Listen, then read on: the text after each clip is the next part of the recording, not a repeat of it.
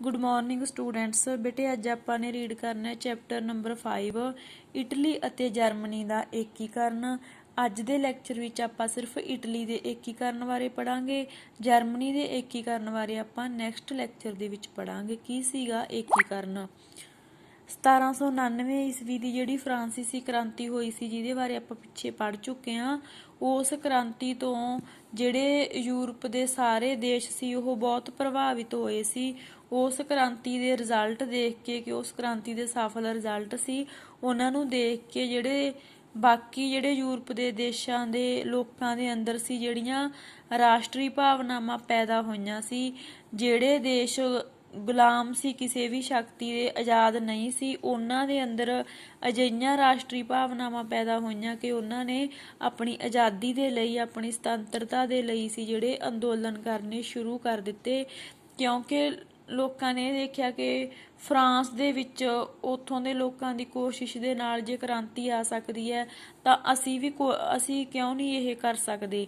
ਤਾਂ ਉਹਨਾਂ ਲੋਕਾਂ ਦੇ ਅੰਦਰ ਸੀ ਜਿਹੜੀਆਂ ਰਾਸ਼ਟਰੀ ਭਾਵਨਾਵਾਂ ਪੈਦਾ ਹੋਈਆਂ ਤੇ ਉਹਨਾਂ ਨੇ ਆਪਣੀ ਆਜ਼ਾਦੀ ਦੇ ਲਈ, ਆਪਣੀ ਸੁਤੰਤਰਤਾ ਦੇ ਲਈ ਅੰਦੋਲਨ ਚਲਾਏ। ਇਹਦੇ ਨਾਲ ਹੀ ਕਈ ਲੋਕ ਅਜਿਹੇ ਸੀਗੇ ਜਿਹੜੇ ਇੱਕ ਕੌਮ ਦੇ ਸੀ ਲੋਕ, ਪਰ ਉਹ ਅਲੱਗ-ਅਲੱਗ ਰਾਜਾਂ ਵਿੱਚ ਵੰਡੇ ਗਏ ਸੀ। ਉਹਨਾਂ ਦੇ ਅੰਦਰ ਅਜਿਹੇ ਵਿਚਾਰ ਪੈਦਾ ਹੋਏ, ਅਜਿਹੀ ਜਿਹੜੀ ਸੀਗੀ ਰਾਸ਼ਟਰਵਾਦੀ ਸੋਚ ਉਹਨਾਂ ਨੇ ਅਪਣਾਈ ਕਿ ਉਹਨਾਂ ਨੇ ਆਪਣੇ ਏਕੀਕਰਨ ਦੇ ਲਈ ਅੰਦੋਲਨ ਚਲਾਏ। ਭਾਵ ਕਿ ਜਿਹੜੇ ਅਜਿਹੇ ਲੋਕ ਸੀ ਹੈਗੇ ਤਾਂ ਉਹ ਇੱਕ ਕੌਮ ਦੇ ਸੀ, ਪਰ ਉਹ ਅਲੱਗ-ਅਲੱਗ ਰਾਜਾਂ ਵਿੱਚ ਵੰਡੇ ਗਏ ਸੀ।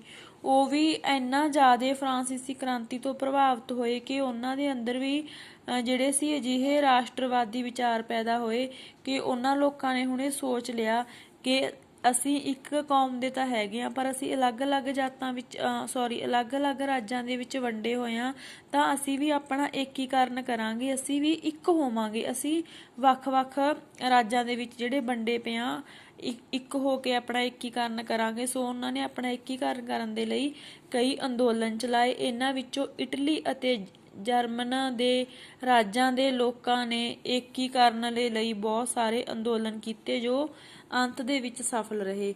ਅੱਜ ਹੁਣ ਆਪਾਂ ਗੱਲ ਕਰਦੇ ਹਾਂ ਇਟਲੀ ਦੇ ਏਕੀਕਰਨ ਦੀ।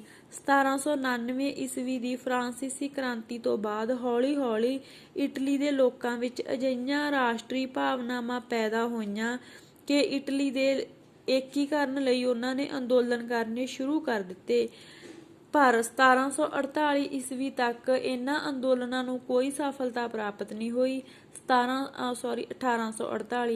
1848 ਈਸਵੀ ਤੋਂ ਬਾਅਦ ਸੀ ਜਿਹੜਾ ਉੱਥੋਂ ਦੇ ਰਾਜਿਆਂ ਦੇ ਨਿਰੰਤਰ ਕੋਸ਼ਿਸ਼ਾਂ ਦੇ ਸਿੱਟੇ ਵਜੋਂ ਅੰਤ 1870 ਈਸਵੀ ਦੇ ਵਿੱਚ ਇਟਲੀ ਦਾ ਏਕੀਕਰਨ ਪੂਰਾ ਹੋਇਆ। ਸੋ 1848 ਈਸਵੀ ਤੱਕ ਲੋਕਾਂ ਨੇ ਕੋਸ਼ਿਸ਼ਾਂ ਬਹੁਤ ਕੀਤੀਆਂ, ਬਹੁਤ ਅੰਦੋਲਨ ਚਲਾਏ ਆਪਣਾ ਏਕੀਕਰਨ ਕਰਨ ਦੇ, ਪਰ ਉਹ ਸਫਲ ਨਹੀਂ ਹੋਏ। ਬਟ 1848 ਈਸਵੀ ਤੋਂ ਬਾਅਦ ਉਹ ਹੌਲੀ-ਹੌਲੀ ਸਫਲ ਹੁੰਦੇ ਤੇ 1870 ਦੇ ਵਿੱਚ ਸੀ ਜਿਹੜਾ ਇਟਲੀ ਦਾ ਏਕੀਕਰਨ ਹੋਇਆ। ਸੋ ਅੱਗੇ ਹੈਗਾ ਪਹਿਲਾ ਪੜਾਅ। ਇਹਨੂੰ ਕਈ ਪੜਾਵਾਂ ਦੇ ਵਿੱਚ ਵੰਡਿਆ ਗਿਆ ਇਟਲੀ ਦੇ ਏਕੀਕਰਨ ਨੂੰ। ਪਹਿਲੇ ਪੜਾਅ ਵਿੱਚ ਦੱਸਿਆ ਗਿਆ ਕਿ ਰਾਸ਼ਟਰੀ ਜਾਗ੍ਰਿਤੀ ਅਤੇ ਏਕੀਕਰਨ ਦੇ ਅਸਫਲ ਯਤਨ। ਇਹਦੇ ਵਿੱਚੋਂ 1848 ਤੱਕ ਦਾ ਟਾਈਮ ਆਜੂ ਕਿ ਲੋਕਾਂ ਦੇ ਵਿੱਚ ਰਾਸ਼ਟਰੀ ਜਾਗ੍ਰਿਤੀ ਪੈਦਾ ਹੋ ਗਈ ਸੀ ਅਤੇ ਏਕੀਕਰਨ ਦੇ ਲਈ ਬਹੁਤ ਸਾਰੇ ਯਤਨ ਕੀਤੇ ਗਏ ਸੀ, ਪਰ ਇਹ ਜਿਹੜੇ ਯਤਨ ਸੀ ਅਸਫਲ ਰਹੇ ਸੀ 1848 ਈਸਵੀ ਤੱਕ। ਉਸ ਤੋਂ ਬਾਅਦ ਇਹਦਾ ਅਗਲਾ ਪੜਾਅ ਆ ਜਾਊਗਾ। ਸੈਕਿੰਡ ਪਾਰਟ ਹੈਗਾ ਪੀਡਮਾਂਟ ਅਧੀਨ ਏਕੀਕਰਨ ਦਾ ਆਰੰਭ। ਜਿਹੜਾ ਪੀਡਮਾਂਟ ਸੀਗਾ ਇਸ ਦੇ ਅਧੀਨ ਵੀ ਜਿਹੜਾ ਏਕੀਕਰਨ ਦਾ ਆਰੰਭ ਜਿਹੜਾ ਸ਼ੁਰੂ ਹੋਇਆ 1848 ਈਸਵੀ ਤੱਕ ਅਸਫਲ ਹੋਣ ਤੋਂ ਬਾਅਦ ਸੀਗਾ ਜਿਹੜਾ ਇਟਲੀ ਦੇ ਦੇਸ਼ ਵਾਸੀਆਂ ਦੀਆਂ ਜਿਹੜੀਆਂ ਆਸਾਂ ਸੀ ਹੁਣ ਪੀਡਮਾਂਟ ਉੱਤੇ ਲੱਗ ਗਈਆਂ, ਜਿਹਦੇ ਰਾਜੇ ਚਾਰਲਸ ਐਲਬਰਟ ਨੇ ਆਸਟਰੀਆ ਵਿਰੁੱਧ ਯੁੱਧ ਵਿੱਚ ਬਹਾਦਰੀ ਅਤੇ ਨਿਰੰਕੁਸ਼ਤਾ ਦਾ ਸਬੂਤ ਦਿੱਤਾ ਸੀ। ਉਸ ਨੇ ਆਸਟਰੀਆ ਦੇ ਵਿਰੋਧ ਦੇ ਬਾਵਜੂਦ ਆਪਣੇ ਰਾਜ ਵਿੱਚ ਉਦਾਰ ਨੀਤੀ ਦਾ ਪਾਲਣ ਕਰਨ ਦਾ ਨਿਸ਼ਚਾ ਕੀਤਾ ਸੀ। ਉਸ ਦੇ ਆਪਣੇ ਯੋਗ ਪ੍ਰਧਾਨ ਮੰਤਰੀ ਕਾਵੂਰ ਦੀ ਸਹਾਇਤਾ ਨਾਲ ਇਟਲੀ ਦੇ ਏਕੀਕਰਨ ਵਿੱਚ ਬਹੁਤ ਮਹੱਤਵਪੂਰਨ ਯੋਗਦਾਨ ਪਾਇਆ। ਤੀਸਰੇ ਪੜਾਅ ਦੇ ਵਿੱਚ ਹੈਗਾ ਦੱਖਣੀ ਰਾਜਾਂ ਦਾ ਵਿਲਏ। ਤੇ ਚੌਥੇ ਪੜਾਅ ਦੇ ਵਿੱਚ ਹੈਗਾ ਆਸਟਰੀਆ ਦੇ ਪ੍ਰਭਾਵ ਦਾ ਅੰਤ। 5th ਪੜਾਅ ਦੇ ਵਿੱਚ ਹੈਗਾ, ਇਹ ਅੰਤਿਮ ਪੜਾਅ ਹੈਗਾ, ਪੋਪ ਦੇ ਪ੍ਰਭਾਵ ਦੀ ਸਮਾਪਤੀ।